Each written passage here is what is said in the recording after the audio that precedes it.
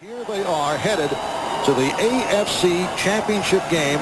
Once again, they will be the first team since the Raiders to play in 3 consecutive AFC Championships. Raiders did it from 1972 to 1976. And Frank Reich and the Bills are just running the clock down. Reich will finish 16 of 23, 156 yards, 2 touchdowns. Did a nice job once again. The Bills going for 172 yards on the ground, and a solid game for Kenneth Davis to provide a lift along with Thurman Thomas. Well, I think Buffalo has to feel good about where they are now. You know, they were in the grave a week ago at halftime, and now they're out and prospering and probably looking forward to the big game next week and a possible return to their 3rd consecutive Super Bowl. Certainly a tribute to their organization. And Buffalo now has won the last 5 over Pittsburgh. Let's go to John Dockery. Coach, I know this is not the way you wanted a really good season to end. You seemed able to move the ball early but not score. Well, we turned the ball over 3 times at a point in the game where I thought it could have gone either way. And, you know, that's a good football team. I'll say this. Buffalo has come back, and maybe this is you there. Maybe they're a team of destiny. Maybe they proved it last week. But we had our chances early, and we couldn't do anything with it. Do you think it had anything to do with playoff inexperience? No, I don't think so. I think when you're playing good teams, you can't turn the ball over. And that's what we did early, and we couldn't find our way back. Okay, Coach, thank you. Okay. O.J., now over to you with Frank Wright. Okay, I'm here with Frank Wright and Don Beebe. Tell me the point of the game seemed to change when Ron Woodson went out of the game.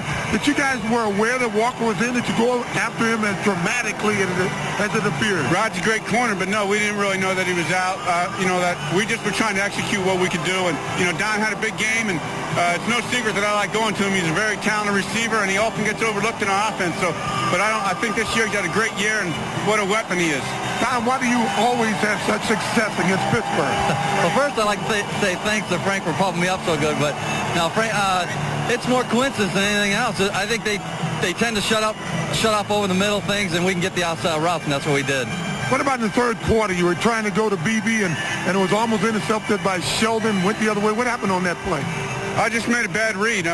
Pete Metzler was open. I just made a bad read. But, again, I just thank the defense for playing a great game, the offense for hanging in there. But most of all, I thank God for the strength and just for the courage that this team can continue on. Well, congratulations. See you in either Miami or San Diego next week.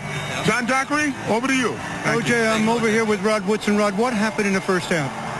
We just couldn't get nothing generate really the whole game. It's just one of those things that we were trying and just couldn't get nothing generated on offense and defense. We had to stop and we didn't, and they made the big plays and we didn't. That's the bottom line. What happened to you, though, in the first half? Did you get a concussion? Yeah, I got a little banged up in the head, and the second half came back and broke my hand, so it's a hell of a game. You broke your hand in the second half. Yeah, Did they go after Sammy Walker? It seemed that way. I didn't even see the game that when I was gone. I didn't even see any of that, but what I heard, they went after him a couple of times, and they got him on a touchdown. So, this is one of those things that we learned from it, and this is the first year under the system. We're going to be back. We'll definitely be back. Okay, thank you very much, Rod Woodson. Good luck to you. And Marv, back up to you and Bill. All right, John, again, the final score, Buffalo Bills 24, Pittsburgh Steelers 3. So the Bills are headed back to the AFC Championship game. Now, stay tuned for Bob Costas, the Old Spice NFL postgame report coming up right after these messages. Okay, the Bills advanced 24-3 over the Steelers at Three Rivers. They have now won 2 playoff games without the injured Jim Kelly. Kelly, of course, was there at the game today in Pittsburgh, and he's with O.J. Simpson in the Bills locker room. Take it, Juice. Thank you, Bob. Jim, your impressions on your teammates' performance today? Well, I think everybody realized that this was a big game for us, playing in neutral field in Pittsburgh, and everybody pulled together. The offense had to score. The defense played unbelievable. Anytime you shut Barry Foster down to a certain point, it gives us another chance. But Barry had his yards, but overall, the scoreboard at the end of the game is what counts. In the 3rd quarter, it appeared as if the team was picking on Sammy Walker. He replaced Rod Woodson. Were you aware that he was in the game, and did you guys have conversations about that on the sideline? Well, I was aware that he was in the game, but I figured sooner or later Woodson would come back in, but he never did. I think Frank doesn't tend to pick on one individual player. I think he takes his reads just like I do in practice, and then once you get in the game, it's just a matter of getting the time to throw, and the offensive line got a game ball today, and they deserve it. Critique Frank Wright's performance today. Well, I think he played an excellent game. He made the right reads. He got in the right call. I think once you get the running game going, it opens up for the passing, and he's just been playing excellent the last 2 weeks, and he deserves it.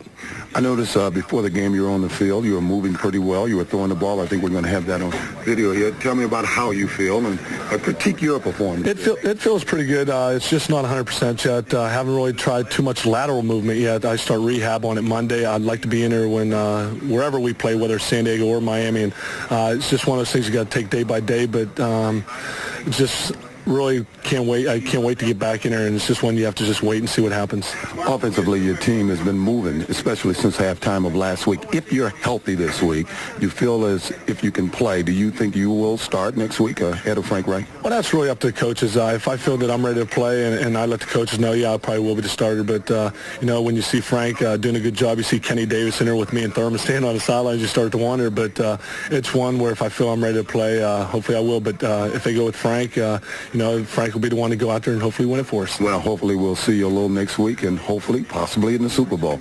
See, Marv, upstairs to you. All right, O.J. Bill, interesting that Jim Kelly considers Pittsburgh a neutral field. Well, he's from around here. That's Maybe true. It is to him. That's true. Marv Levy told us in no uncertain terms yesterday that if Kelly is healthy, he will start no matter what Frank Reich would accomplish here this afternoon. Yeah, but that question isn't going to be answered till Wednesday at practice. I think Kelly will try it. And if I was the coach and I saw Kelly, he's 100%, that would be my quarterback. But if he went out there and he couldn't move, he couldn't get the ball to the runners on those long reach handoffs, I'd go with Frank Reich.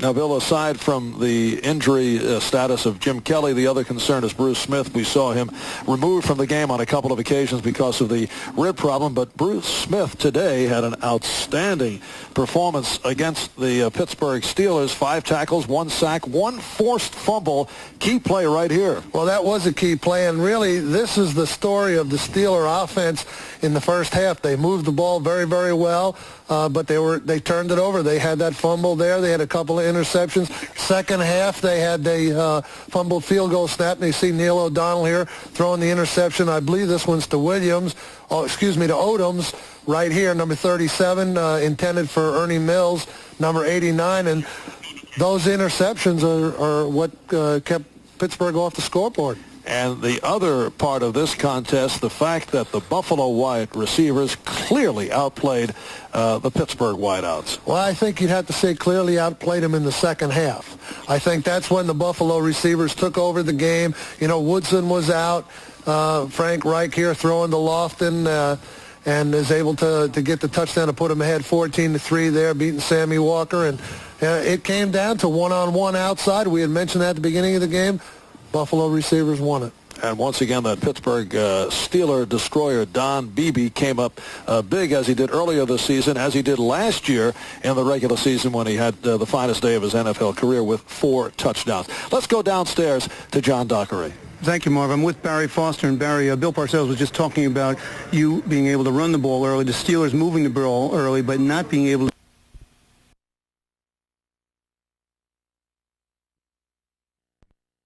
plays going our way, then all of a sudden somebody would break down. They would get a big play on defense, whether it was a sack or a loss in the running game. Just couldn't piece it together. Did you feel, Barry, there was a moment in the game that might have been a turning point emotionally, psychologically? I saw it. A lot of guys really lose control after that second touchdown. Buffalo went up 14-3. A lot of guys didn't bounce back from that. You could see it in their eyes. What about the inexperience factor? Do you think that was part of it, not bouncing back because you guys haven't been here before? I don't think that played a big part today. I mean, we just couldn't move the ball down and put it in the end zone. I mean, that really hurt us.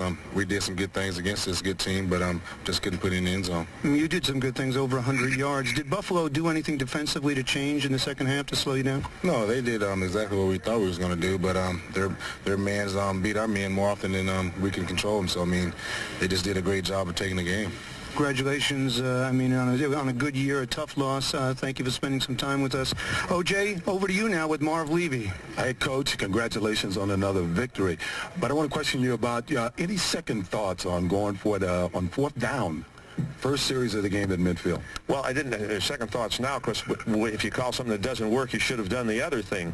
But we had fourth and very short yardage to go, about 3 or 4 inches, OJ, and we'd had a good drive going. I felt the percentages were with us to make it. We didn't, and if it doesn't work, I guess you should have called the other thing. Our defense came up big, and although they moved a little bit, held them to a field goal. They're only points of the game.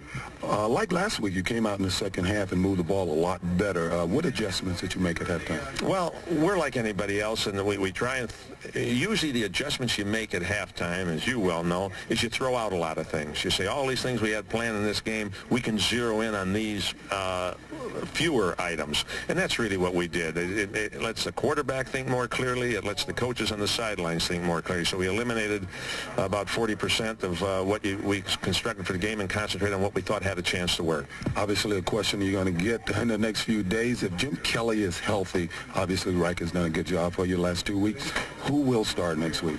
Jim has done, Frank has done, and so has Jim. Frank has done a magnificent job leading us to 2 victories. I said it before, I'll say it again, I said it in other years. When Jim is healthy and can participate in a full week of practice, he'll start the game. Well, congratulations. We'll see you at some warm weather site next week. Well, at least that. Thank you, OJ. Back to you, Bobby. Thank you, Juice. And I think Marv Levy was forthcoming there because he clarified it. When he said, if Kelly is healthy, well, when a guy plays as well as Reich does, it might change the definition of healthy. Somebody might say he's got to be 100% before he comes in. But Levy was specific. He says if he can participate in a full week of practice and he's healthy, then I go with him. Yesterday I talked to Ralph Wilson, the owner of the Bills, and I said, if you win this weekend, can Kelly play in the championship game? And he made the answer simple, Bob. No. He said the team doctor has told us it's a full 4 weeks. That won't be until after the championship game. So if that's the schedule, you won't see him again until the Super Bowl, if they do get to the Super Bowl. By the way, just a point of interest. Since the Bubba McDowell interception for you guys that made it 35-3 early in the third quarter, Buffalo has outscored the Oilers and then the Steelers 59-6. Wow. From a quarterback's perspective, you cannot argue with the results for Frank Reich. What are the differences in terms of what Buffalo's offense can do with Kelly and Reich? Well, for one, Reich is going to be a little bit more careful with his passes. He's going to throw more inside to Andre Reed, to his tight ends, where Kelly likes to go more outside to Beebe and James Lofton. So you have 2 different styles of quarterback, but they both use the running game very well, and I think that's the thing that worked for them today. Kenneth Davis having over 100 yards, Thurman Thomas getting a solid game, even though his ribs are hurting him. So it's an offense that has a lot of different weapons, but 2 different quarterbacks that utilize those weapons very well. Suppose Reich continues to put these kind of numbers on the board, but now Kelly is not just healthy enough to play, but let's say he's 100%, be it in the Super Bowl more than likely based on what Will says, if they could get that far. If you're the coach, you go back to Kelly? I think you have to go with Kelly because he's the guy that got you here. Frank Reich knows he is the backup quarterback and Jim is the starter. And it's kind of the same situation we had in Houston. Cody did a great job of bringing us to the playoffs, but I got healthy for the playoffs and I became the starter. I think Frank is more used to coming off the bench as opposed to starting, where Jim, if he had to come off the bench, it would be a tougher role for him to play. One last quick thing. Were you surprised that Coward didn't go to Brister in the second half to try and shake things up? Just a little bit. When your quarterback is struggling like Neal was early, maybe you want to make a change after the half if he doesn't get going in the third quarter, but he decided to go ahead and stay with Neal, and Neal didn't play that bad. He had a couple of crucial turnovers in the first half, but they just really could never get anything generated in the second half. They'd get a good drive, then a loss here and a loss there. They just never got the big play that they were looking for the whole ball game. Okay, and when we come back, we'll have an interesting look at the Dolphins' fine young linebacker, Brian Cox. Miami against San Diego tomorrow on NBC, and we're back in a minute. Hey, obviously, you spent some time with this kid, and all right, John Dockery has been working the Pittsburgh side of the street at Three Rivers. Do you have any additional information on the injury sustained by John Jackson, Doc? Yes, I do, Bob. In an otherwise gloomy Pittsburgh Steelers locker room, there is a ray of sunshine. I just got the report that offensive tackle John Jackson injured midway through the fourth quarter. You know, when he leaped up and fell down and then took a hit, and you're watching it right there. The x-rays were negative. They took him to the hospital. He has feeling in his lower extremities, and the diagnosis right now is a good one. It's strictly a sprain, so good news from the Pittsburgh Steelers locker room. John Jackson is okay. Back to you, Bob.